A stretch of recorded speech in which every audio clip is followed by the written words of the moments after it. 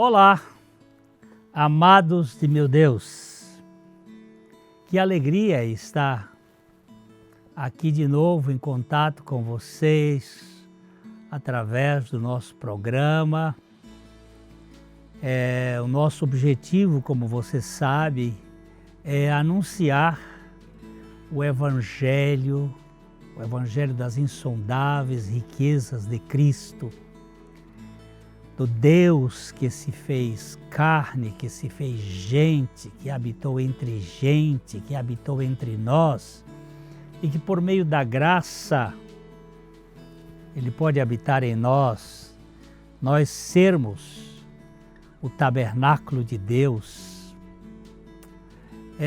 Os links estão aí na tela da sua TV, youtube.com/PIBLondrina1 e facebook.com/programa Café e Fé, tudo junto.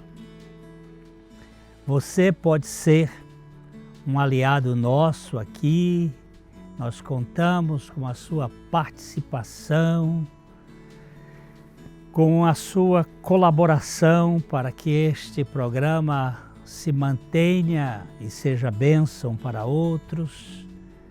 Nós contamos com as suas orações, nós precisamos de suporte espiritual, nós contamos com a sua divulgação para que esse programa, dentro da vontade de Deus, alcance um público cada vez maior.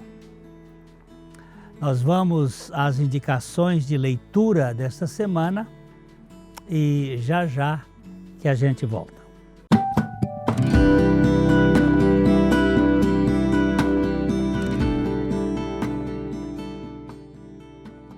Então, nós estamos aqui com um livro bem interessante, Escravo, uma cruz, John MacArthur, e é um livro que fala desta palavra que hoje a gente até foge dela, ser escravo. Mas de fato, esta é uma palavra muito forte no contexto do Novo Testamento e também para aqueles que querem seguir a Jesus Cristo de fato.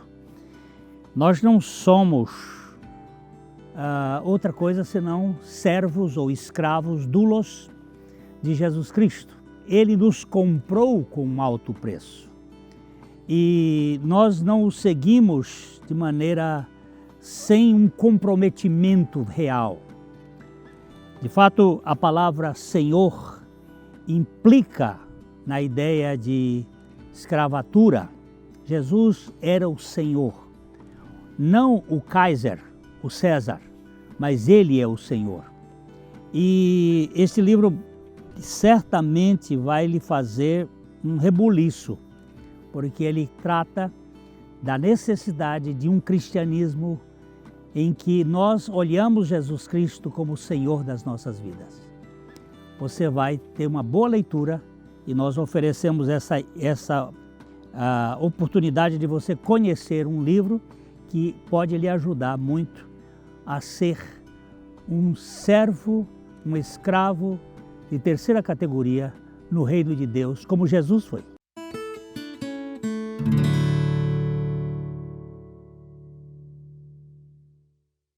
Na Ótica Higienópolis você terá um atendimento diferenciado com as melhores opções de lentes e armações para a sua qualidade de vida, sem abrir mão da estética e moda.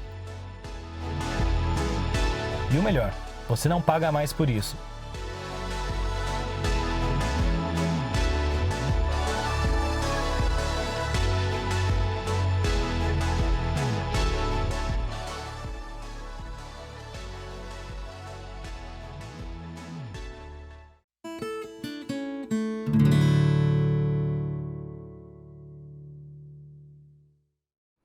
Hoje nós queremos tratar um pouco sobre a moratória da igreja. Moratória na igreja? Sim. Eu estava escrevendo um texto na fila de um posto de gasolina para conseguir R$ 100 de combustível era a paralisação dos caminhoneiros que deu um knockdown no governo há uns anos atrás e que trouxe racionamento de combustível. E sem abastecimento, você sabe, tudo para. O comércio só persiste se houver transporte e a sociedade entra em crise se não houver o básico para comer, para as suas necessidades. Como podemos sobreviver sem alimentos? E como os produtos chegam às gôndolas dos supermercados se não houver transporte? Será que chegamos ao nó cego? Será que chegamos ao fim da estrada? Será que chegamos a uma rua sem saída? Eram pontos ali, aqui, das pessoas conversando. O desabastecimento geral gerou uma corrida aos postos de combustível e aos supermercados e em todo o país na busca de suprimentos naqueles dias e todo mundo ali conversando e querendo saber. Este fenômeno da paralisação dos caminhoneiros me levou a pensar no sumiço da palavra de Deus nos púlpitos das igrejas. Hoje nós temos visto uma igreja no Brasil com muito ativismo, com muito entretenimento, mas inteiramente carente da revelação do Evangelho de Cristo. A palavra sumiu dos púlpitos. Alguém me contou que participou de destes espetáculos numa grande igreja e que o nome de Jesus só apareceu num fim de uma oração, em nome de Jesus, amém. E não havia ênfase na proclamação do Evangelho, era simplesmente coisas e espetáculos para que as pessoas tivessem entretidas.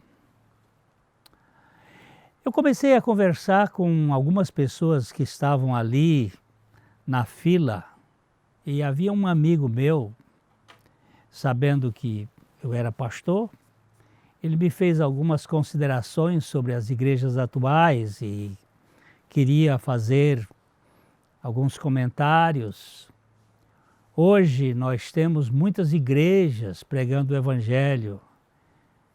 Ele disse, e outra pessoa disse, há um cardápio bem farto no mercado religioso, você pode ir a vários lugares que você tem muitos cultos animados, e estavam conversando ali. Então eu fiz um contraponto.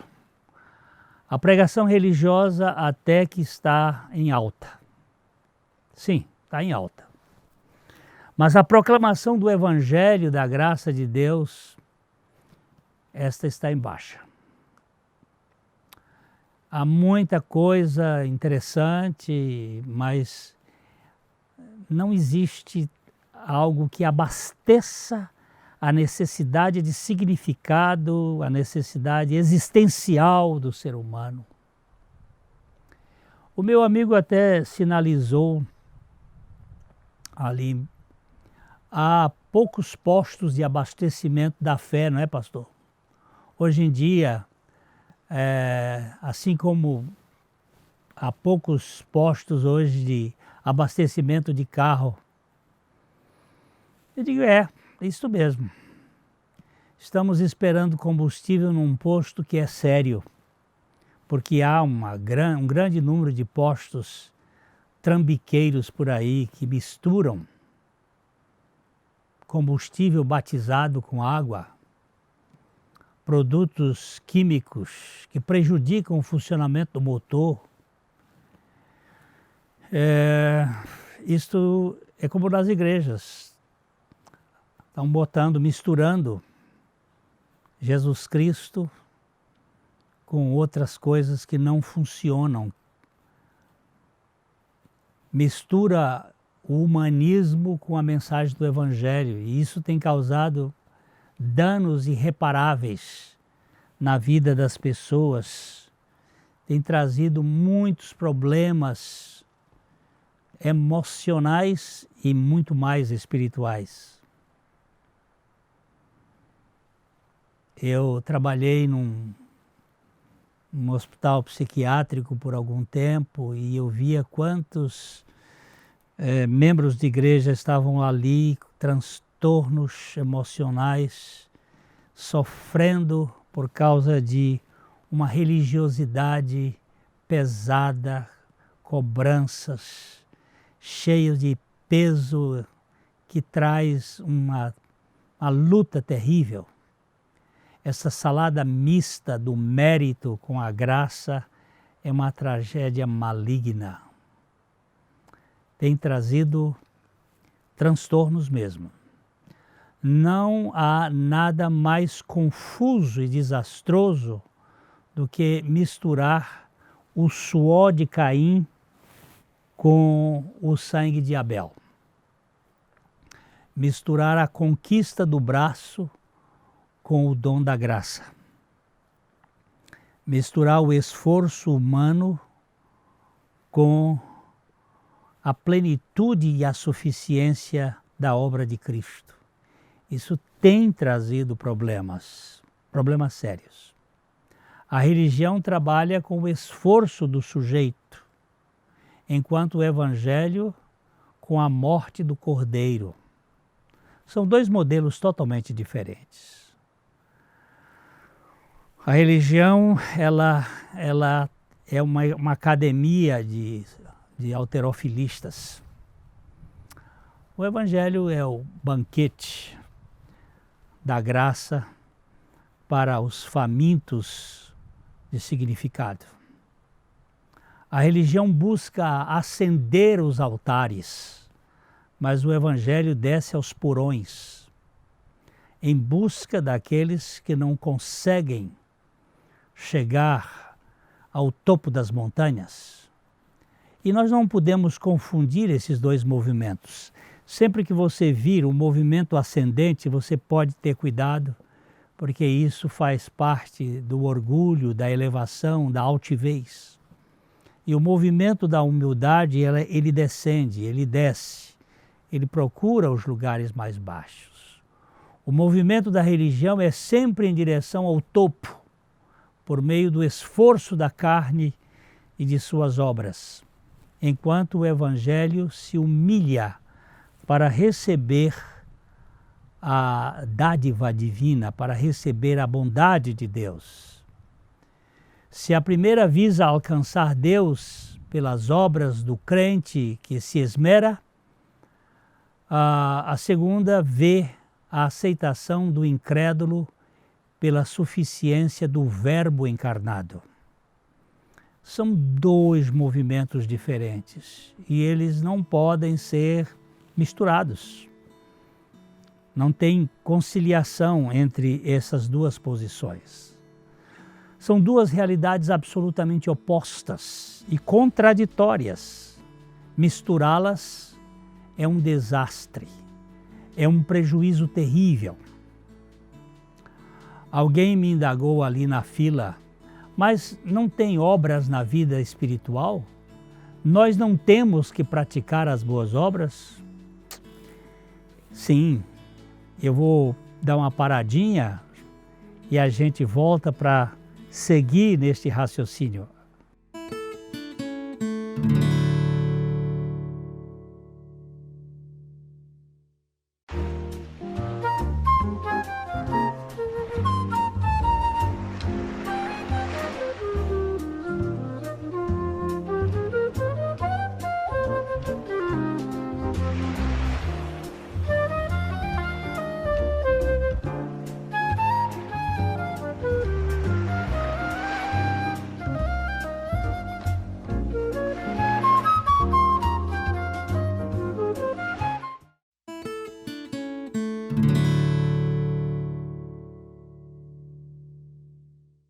Então, no cristianismo não tem obras? Sim. Temos obras, sim, mas em decorrência da obra feita por nós através de Cristo. Primeiro Deus nos regenera, depois produzimos as boas obras em consequência da obra de Cristo, da vida de Cristo que está em nós.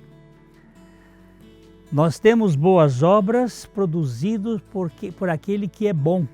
O único bom é Deus. A Bíblia nos diz em Efésios, no capítulo 2, os versos 8 a 10, porque pela graça sois salvos mediante a fé. E isto não vem de vós, é dom de Deus. O que não vem de nós? Nem a graça, nem a fé. São dons de Deus. Isto não vem de vós, é dom de Deus. Não vem das obras para que ninguém se glorie ou se vanglorie. Aquilo que eu faço, eu sempre chamo atenção para os outros. E o versículo 10 diz, pois somos feituras dele, isto é, feituras de Deus, criados em Cristo Jesus para as boas obras, as quais Deus de antemão preparou para que andássemos nelas. Há boas obras, sim. Nós não somos alcançados, ou nós não alcançamos a salvação pelas nossas obras. Porém, uma vez salvos, uma vez regenerados, uma vez nascidos de novo, nós somos habilitados pela vida de Cristo à prática das boas obras que Deus preparou para andarmos nelas. Nós não somos os autores destas boas obras em si mesmo. Nós ganhamos a vida de Cristo que vive em nós. E Ele é a fonte motora dessas boas obras. Na maioria das pessoas enfatizam a solução das suas vidas por meio de obrigações, mas não é por aí. Nós precisamos fazer as boas obras mediante aquilo que Cristo faz. Nós precisamos agora fazer uma paralisação. Será que o que eu estou fazendo de fato representa a verdadeira obra de Deus na minha vida? Nós não alcançamos a salvação pelas nossas obras. Porém, uma vez salvos, nós somos habilitados à prática das boas obras que Deus preparou para que andássemos nelas.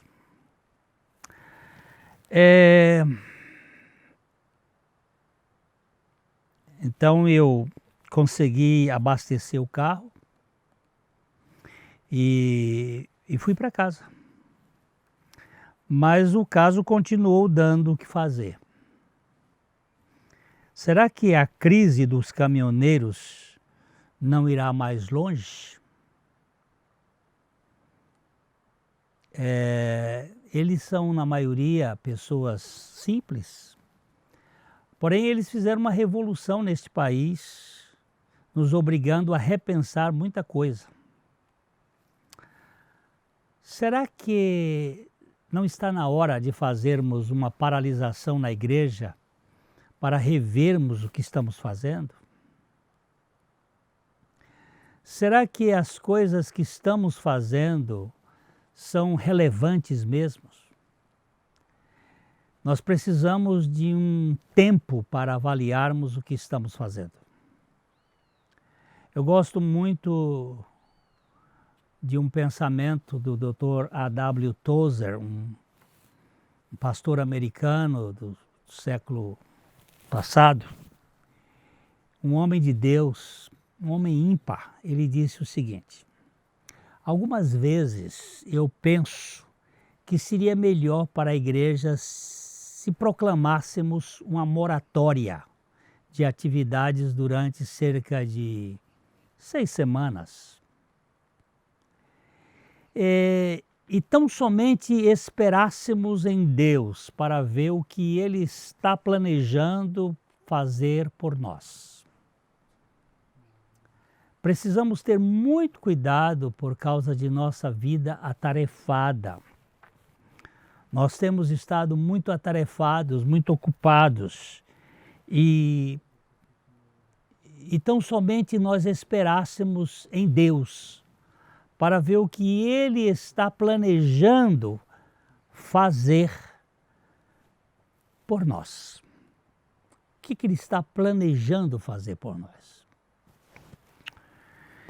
Meus amados, o fato de nos dedicarmos a muitos serviços e atividades para Deus, muitas vezes pode impedir-nos de alcançar o próprio Deus. Nós ficamos tão ocupados que Deus é colocado de escanteio. Agora, recentemente, veio um vírus que matou muita gente, mas derrubou muito mais coisas do que podemos imaginar. Lamentavelmente matou muita gente, todavia levou uma multidão maior à depressão, ao desespero, ao suicídio, e levou a igreja talvez a uma moratória.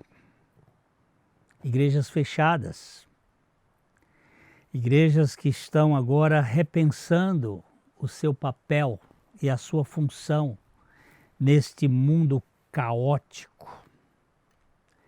Será que vamos aproveitar esta crise e este período para revermos as nossas atividades e os nossos programas? Eu acho que seria bem interessante. O projeto de Deus não é para entretenimento das pessoas, mas para torná-las adoradoras em espírito e em verdade, para torná-las realmente pessoas que sejam a luz do mundo e o sal da terra. Sermos adoradores não é mera contemplação, é também cooperação com Deus, é o serviço em prol do seu reino neste mundo. É um serviço de ação social, de ação comunitária. E para isto, o plano de Deus não visa apenas melhorar o velho Adão com o seu egoísmo vaidoso, mas crucificar este velho homem corrupto e ególatra para que ele possa ser, de fato, uma expressão do reino de Deus aqui na terra. A igreja carece de um avivamento. E isto não é possível sem a morte do nosso ego juntamente com Cristo. Nós precisamos passar por uma transformação radical. Mas aqui não estou falando de doutrina apenas da nossa crucificação e morte com Cristo, mas de uma experiência de fé real, de fé experimental, alguma coisa que realmente reflita o caráter de Cristo. Não basta saber que somos crucificados com Cristo, não basta declarar isto da boca para fora, é preciso crer e viver experimentalmente. A grande crise da igreja é a sua autonomia. Laodiceia é o tipo da igreja atual.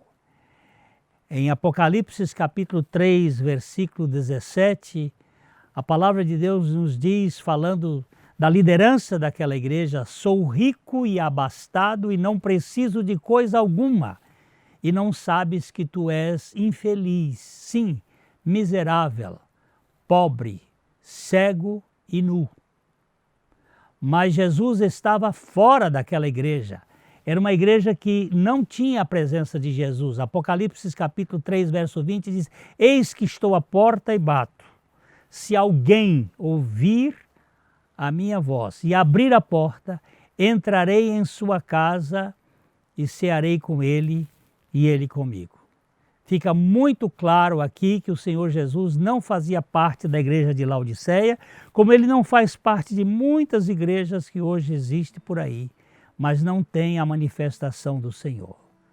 Que o Senhor tenha misericórdia da igreja e a aviva nesse tempo, por sua graça plena. É a oração que fazemos e o desejo que temos que sejamos todos nós participantes de algo significativo neste mundo. Que Deus nos conceda enquanto esperamos pela volta do Senhor Jesus Cristo.